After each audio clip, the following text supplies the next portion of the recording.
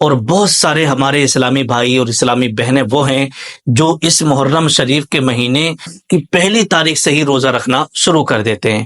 دیکھیے گا، یہ نفلی روزے بہت سارے لوگ رکھتے ہیں اور رکھنا چاہیے، عبادت ہے، اور جو لوگ نفلی روزے رکھتے ہیں اس کا بہت زیادہ ثواب بھی ملا کرتا ہے۔ اب یہاں پر میں 5 ایسے لوگوں کے بارے میں آپ کو بتانے کے لیے جا رہا ہوں جن کے روزے قبول نہیں ہوں گے۔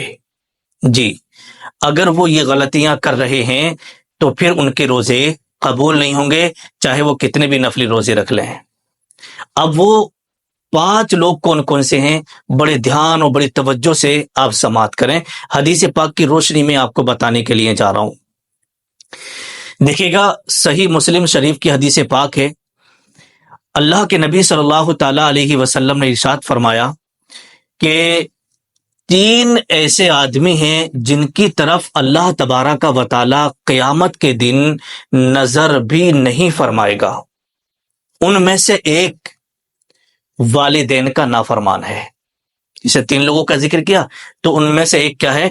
والدین کا نافرمان۔ اگر آپ ادھر نفل عبادت کر رہے ہیں اور روزے رکھ رہے ہیں اور آپ کے ماں باپ آپ سے ناراض ہیں، آپ اپنے ماں باپ کو مطلب یہ ہے کہ گالیاں بکتے ہیں، آپ اپنے ماں باپ کی بے ادبی کر رہے ہیں، آپ کے ماں باپ آپ سے ناراض ہیں نا، تو یہ روزے آپ کے قبول نہیں ہوں گے۔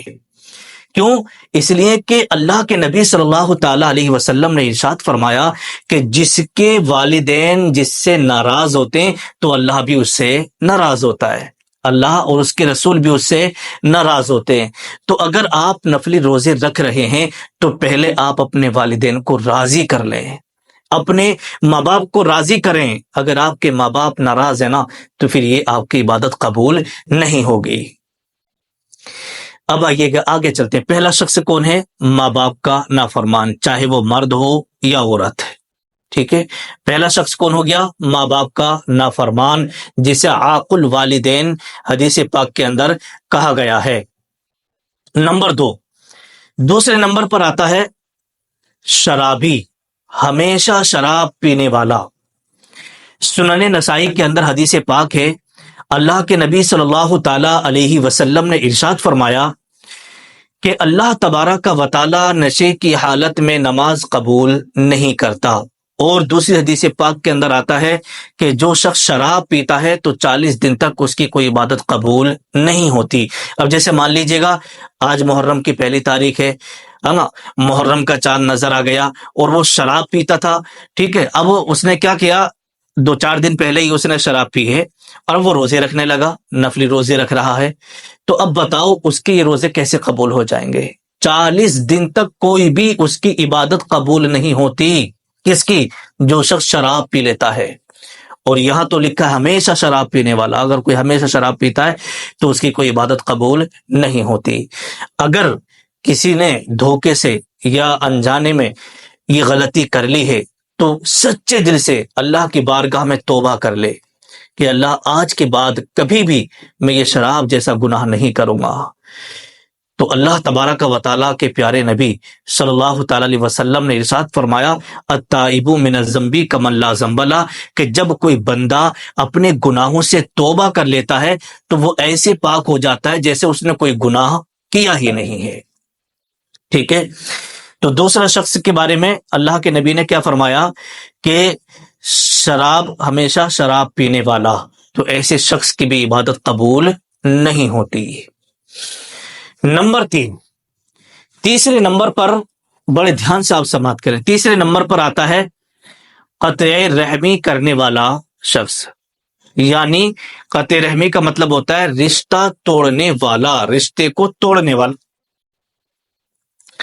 صحیح بخاری شریف کے اندر حدیث پاک ہے، حضور صلی اللہ تعالی علیہ وسلم نے ارشاد فرمایا کہ رشتہ توڑنے والا جنت میں داخل نہیں ہوگا۔ رشتہ توڑنے والا کہاں؟ جنت میں داخل نہیں ہوگا۔ اور علماء نے، فقہاء کرام نے اس کے تعلق سے لکھا ہے کہ قطع رحمی کرنے والا، قطع رحمی کرنے والے کی دعا اور عبادت قبول نہیں ہوتی اور روزے بھی ثواب سے خالی رہ جاتے ہیں، ٹھیک ہے۔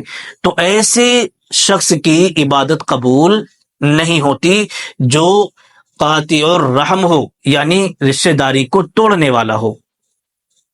ٹھیک ہے، تو اگر کوئی شخص ایسا ہے کہ اس نے اچھی خاصی رشتہ داری کو توڑ کے رکھا ہے یا رشتہ داری کو توڑ دیا ہے، تو پھر جب تک وہ اپنے اس گناہ سے توبہ نہیں کر لیتا تب تک اس کی عبادت قبول نہیں ہوتی۔ 3 ہو گئے۔ نمبر 4، چوتھے نمبر پر آتا ہے کینہ پرور۔ کیا آتا ہے؟ کینہ پرور۔ کینہ پرور کا مطلب کیا ہوتا ہے وہ آپ ذرا سمجھ لیں۔ کینہ پرور بولتے ہیں دل کے اندر بغض اور حسد رکھنے والا شخص۔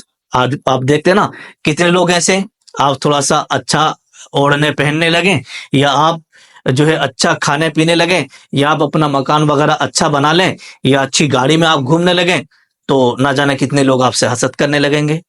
بہت سارے لوگ حسد کا شکار ہو جائیں گے کہ بھئی یہ یار اس کے پاس پیسہ کہاں سے آ رہا ہے، اس نے بڑا شاندار مکان بنا لیا، اور یہ تو ہر وقت جو ہے بھئی بڑی بڑی گاڑیوں میں گھومتا رہتا ہے، کتنے اچھے کپڑے پہنتا ہے، پیسہ کہاں سے آ رہا ہے۔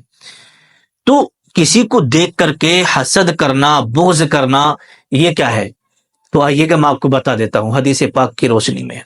صحیح مسلم شریف کی حدیث پاک ہے، حضور صلی اللہ تعالی علیہ وسلم نے ارشاد فرمایا کہ پیر اور جمعرات کے دن کائے کو پیر اور جمعرات کو جنت کے دروازے کھولے جاتے ہیں، جنت کے دروازے کھولے جاتے ہیں اور ہر اس بندے کی مغفرت کر دی جاتی ہے جو اللہ تبارک و تعالیٰ کے ساتھ کسی کو شریک نہ کرے سوائے اس شخص کے جس کے دل میں بغض، کینہ اور حسد ہو، یا پھر دو شخصوں کے، دو بھائیوں کے درمیان دشمنی ہو، ناراضگی ہو، تو ایسے شخص کے سوا سب کو جنت میں داخل کیا جاتا ہے، اس کی مغفرت کر دی جاتی ہے۔ اللہ اکبر۔ دل کا بغض روزے کے ثواب کو بھی ختم کر دیتا ہے۔ اور دوسری حدیث پاک کے اندر آتا ہے، آقا نے ارشاد فرمایا کہ حسد یہ نیکیوں کو اس طرح سے کھا جاتا ہے جس طریقے سے آگ لکڑی کو کھا جاتی ہے۔ لکڑیوں میں آپ آگ لگا دو تو لکڑیاں کیسے ہو جاتی ہیں؟ راکھ بن جاتی ہے۔ تو جس طریقے سے آگ لکڑیوں کو کھا جاتی ہے اسی طریقے سے حسد بھی نیکیوں کو کھا جاتا ہے۔ نمبر 5، پانچویں شخص کے بارے میں لکھا ہے حرام کمائی والا۔ ٹھیک ہے، صحیح مسلم شریف کی حدیث پاک ہے، آقا نے ارشاد فرمایا اللہ تبارک و تعالی پاک ہے اور پاک چیز کے سوا قبول نہیں کرتا۔ اگر رزق حرام ہو تو روزے کی روح ختم ہو جاتی ہے اور قبولیت میں رکاوٹ آ جاتی ہے نا، قبولیت میں رکاوٹ آ جاتی ہے۔ تو میرے پیارے عزیز دوستو، ان 5 لوگوں کا ذکر میں نے جو آپ کے سامنے کیا ہے، چاہے وہ مرد ہو یا عورتیں، اگر یہ غلطیاں کی ہیں اور آپ کو معلوم ہے کہ ہم سے یہ غلطی ہو رکھی ہیں، پھر آپ اگر نفلی عبادت کر رہے ہیں، روزے وغیرہ رکھ رہے ہیں، ٹھیک ہے، یا دعائیں وغیرہ مانگ رہے ہیں، ٹھیک ہے، تو یہ ساری چیزیں آپ اللہ کی بارگاہ میں توبہ کریں اپنے گناہوں سے، ان غلطیوں سے، اس کے بعد میں آپ کریے گا، اللہ تبارک و تعالیٰ قبول فرمانے والا ہے۔ میں اللہ کی بارگاہ میں دعا کرتا ہوں مولا تبارک و تعالی ہم سب کو نیک اعمال کرنے کی توفیق عطا فرمائے، اور یہ محرم شریف کے روزے چل رہے ہیں، زیادہ سے زیادہ ہمیں روزے رکھنے کی اور اس میں قرآن شریف پڑھنے کی، کربلا والوں سے محبت کرنے کی، امام حسین اور پنجتن پاک سے محبت کرنے کی ہم سب کو توفیق عطا فرمائے، اور نیچے کمنٹ میں یا حسین ضرور لکھ کر کے جائیں۔